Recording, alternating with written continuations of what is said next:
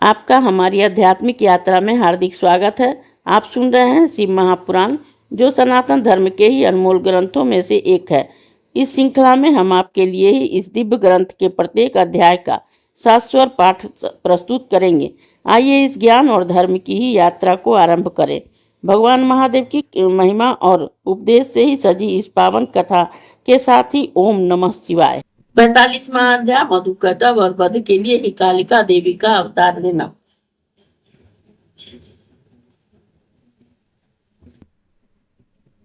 मुनि बोले कि हे ब्रह्मवेत्ताओं में श्रेष्ठ शिव जी, यह तो हम लोगों ने आपसे शिव जी की भक्ति भुक्ति मुक्तिदायक वह मनोहर कथा सुनी, जो कि अनेक इतिहासों और उनके अनेक अवतारों से युक्त है। अब हम लोग आपसे जगदम्बा भक्ति का ही मनोहर चरित्र सुनने की इच्छा रखते हैं। लोग कहते हैं कि पार्वती जी के पर ब्रह्मा परमेश्वर ही आदि शक्ति है और वही ही लोगों को उत्पन्न करती हैं, और यही दूसरों रूप में ही सती हेमवती और वह गौरी है, जिनका की अवतार हमने श्रवण किया है। परंतु यह सूची, अब आप अन्य अवतारों को भी हमसे कहिए। भला ऐसा कौन बुद्धिमान होगा जो गुणों के ही श्रवण से विराग करे। फिर ज्ञानी तो अब भी श्री माता जी के ही चरित्र को कदापि नहीं त्याग सकता। सूत जी बोले कि महात्मा, आप धन्य हैं जो कि पराम्बा पार्वती का ही चरित्र पूछते हैं। इसी से तो आप जैसे मुनियों के चरण रज को ही तो तीर्थ कहा गया है। वे धन्य हैं जो, और संतानें भी धन्य हैं जो कि अपना चित्त सर्वदा ही श्री देवी का चरित्र सुनने में लगाए रहते हैं। जो देवी की स्तुति नहीं करता, जानो कि निसंदेह वह माया के गुणों से विमोहित और बड़ा ही हतभागी है। जो करुणा सागर महामाया देवी का ही भजन नहीं करते, जानो वे संसार रूपी अंधकूप में ही पड़े हुए मैं, क्योंकि श्री देवी जी को छोड़कर जो कहीं अन्य के निकट से ही भुक्ति मुक्ति चाहता है, वह वैसा ही है जैसे गंगा को त्याग कर ही मरुस्थल में जावे। क्योंकि जिसके स्मरण मात्र से ही चारों पदार्थ बिना परिश्रम के ही प्राप्त हो जाते हैं, भला ऐसा कौन सा है जो देवी को त्यागे। इसी प्रकार पर का प्रश्न तो पहले महात्मा सूरत ने मेघा जी से पूछा था। तब जैसा मेघा जी ने कहा था वैसा ही मैं आपसे कहता हूँ।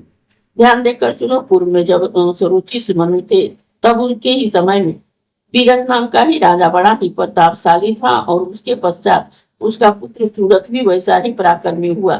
सूरत बड़ा दानी और सत्यवादी था।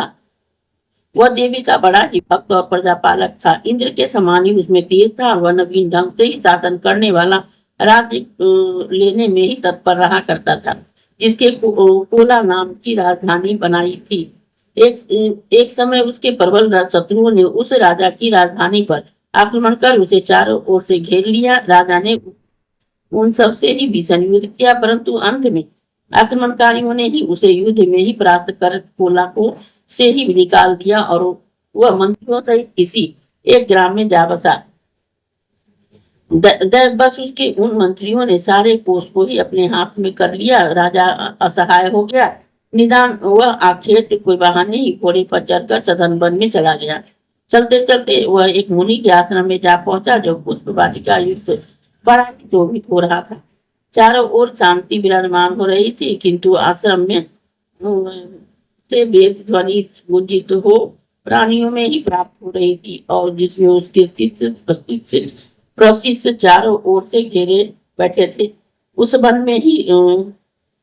में ही मुनि के प्रभाव से हिंसक व्याघ्रादि अल्प बल वाले जीवों को पीड़ा नहीं देते थे। यह सब देखकर ही उस दयालु राजा ने वहां रहने का निश्चय किया।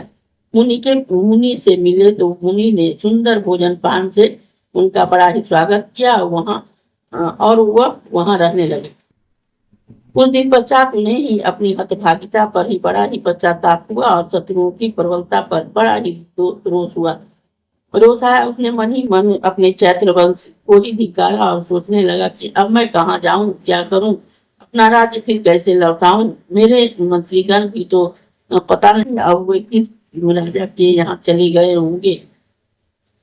हमारा राज्य तो उन्होंने नष्ट कर डाला, जाते नहीं ज्ञात है कि अब उसकी क्या दशा होगी। मेरे दुर्धर्ष सैनिक भी न जाने किस राजा को हंसते होंगे इत्यादि इस प्रकार से मोहजन्य विचारों के ही उपमोह में वह पड़ गया। वह ऐसा सोच ही रहा था कि वहां एक वैश्य आ गया। राजा उस वैश्य से यह पूछने लगे कि तुम कौन हो और कहाँ से आए हो, तुम्हारे मन का वो कुछ दुखित सा है, अतः इसका क्या कारण है। तब राजा ने ऐसे मनोहर वचनों को सुनकर ही समाधि नामक वैश्य ने अपने नेत्रों से जल बरसाते हुए राजा से इस प्रकार विनम्र वाणी से कहा कि हे राजन, मेरा नाम समाधि है और मैं वैश्य हूँ। मेरा जन्म एक धनी कुल में हुआ है, परंतु धन के लोभ से मुझे स्त्री पुत्र और पौत्रादि से भी विरक्ति लेनी पड़ी है। आज यह दशा है कि उनकी और मित्रों के समय कुशल भी नहीं जान पाता। राजा ने कहा कि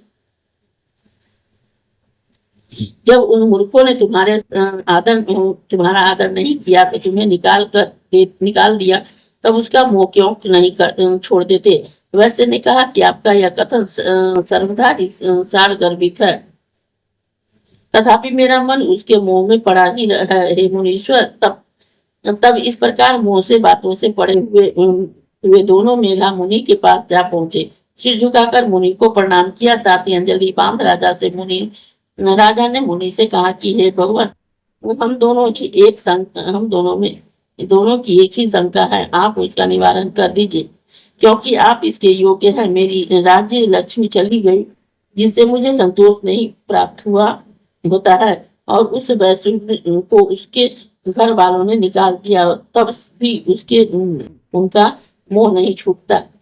इसका क्या कारण है, आप ही कथन कीजिए, क्योंकि यह तो बड़ी मूर्खता है कि हम दोनों का ही ज्ञानी मन भी मोहित क्यों हुआ। तब मेघारिषि ने कहा कि वही माया जगत को ही धारण कर रही है, जो सनातनी है। वही शक्ति स्वरूपा देवी सबके मन को ही मोह की ओर आकर्षित करती है। उसकी लीला अपरंपार है। हम मनुष्यों को तो बात कौन जलावे, ब्रह्मादि संपूर्ण देवगण भी उसके परम तत्व को ही नहीं जानते। वही जगत धात्री त्रिगुणमयी सारे जगत को ही उत्पन्न करती है, पालती है और संहार करती है। वही परमेश्वरी है, वही वरदानी है और वही काम रूपनी देवी है। यही यदि वह निप्रसन्न हो जावे तो सारे मोह दूर हो जाते हैं। और राजा ने पूछा, उस देवी का नाम क्या है, वह कैसे उत्पन्न हुई, कृपया मुझे बतलाइए। ऋषि ने कहा कि प्रलय होने पर जब योगी राज भगवान विष्णु से सैया पर शयन करने लगते हैं तो उनके कानों की मैल से ही मधु और कैटव नामक दो दैत्य उत्पन्न होते हैं, जो प्रलय के ही बादल समान ही भीमकाय अपनी बड़ी ढोड़ी वाले भयंकर मुख से ही दांतों से लोगों का भक्षण करने लगते हैं। ऐसा जब हुआ तब उसकी नाभि से ही कमल को देखकर ही वे दैत्य उन्हें मारने उठे। तब उन्हें ऐसा कहते हुए देखकर ब्रह्मा जी ने समुद्र में ही शयन करने वाले उन नारायण को और परमेश्वरी को तुष्ट करते हुए इस प्रकार कहा कि हे जगदम्बिके, हे महामाये, हे शरणागत वत्सले, ऐसी भयंकर दैत्यों से रक्षा करो। हे महामाया, हे योग निद्रा, हे पार्वती, हे सती, हे कालरात्रि, महारात्रि, मोहरात्रि और हे परा देवी परा, आपको मेरा नमस्कार है। हे त्रिदेवी के उत्पन्न कारिणी, अब देवताओं की पालिता करुणालया, मेरा आपको नमस्कार है। हे देवी, क्या आपके ही प्रभाव से मैं ब्रह्मा और विष्णु और शिव संसार के उत्पन्न करता, पालन करता और संहरता है। हे माता, आप ही स्वाहा, लज्जा, निर्मल बुद्धि, शांति, सुधा और दया हो।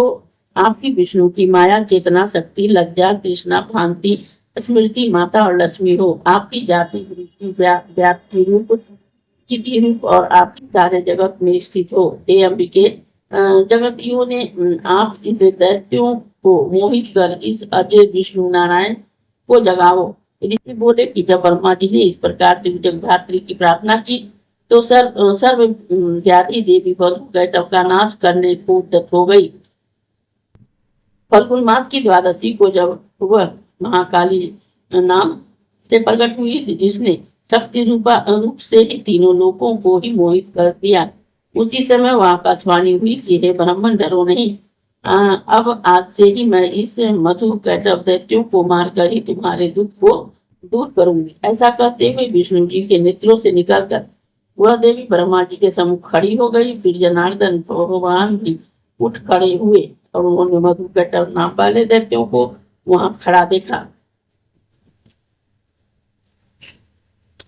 फिर तो वे अमित तेजधारी विष्णु उनसे युद्ध करने लगे। 5000 वर्ष तक ही उन्होंने उनसे बाहुयुद्ध किया। पश्चात जब वे मोहित हुए तब वे विष्णु जी से वर मांगने को कहने लगे। नारायण ने यह वर मांगा, यदि तुम दोनों मुझसे प्रसन्न हो तो वही वर दो जिससे कि मैं तुम्हें मारने में समर्थ हूँ। इस पर उन दोनों ने कहा कि हमको वहां पृथ्वी पर ही मारो जहाँ की पानी न मिले। फिर तो ऐसा ही हो। यह कहते हुए भगवान ने उस दोनों को अपने जंघा पर बैठाकर जबकि उनके देखते ही वहां सारा समुद्र पृथ्वी रूप हो गया, उसका सिर काट लिया। हे राजन, यह मैंने तुमसे कालिका की उत्पत्ति कही है, अब महालक्ष्मी की उत्पत्ति सुनो। वह पार्वती देवी को ही निराकार और साकार भी है। देवताओं के दुख नाशार्थ प्रत्येक युगों में प्रकट होती है। जब भक्त उनके गुणों का गान करते हैं तब वह देवी इच्छा से ही लीलावत शरीर धारण करती है। इस अध्याय के श्रवण हेतु आपका हृदय से धन्यवाद। हम आशा करते हैं कि शिव महापुराण की यह दिव्य कथा आपको आध्यात्मिक शांति और गहन ज्ञान प्रदान कर रही होगी। कृपया अगले अध्याय के लिए हमारे साथ जुड़े रहें और अपने सुझाव एवं भावनाएं कमेंट के माध्यम से अवश्य साझा करें। धर्म, भक्ति और ज्ञान की इस पावन यात्रा में आपका साथ हमारे लिए अत्यंत मूल्यवान है। ओम नमः शिवाय। यदि यह प्रस्तुति आपको पसंद आई हो, लाइक करें, कमेंट करें, सब्सक्राइब जरूर करें, बेल आइकॉन दबाना ना भूलें ताकि अगला अध्याय आपसे छूटे नहीं। और इस पावन ज्ञान को ही शेयर करें अपने परिवार और मित्रों तक।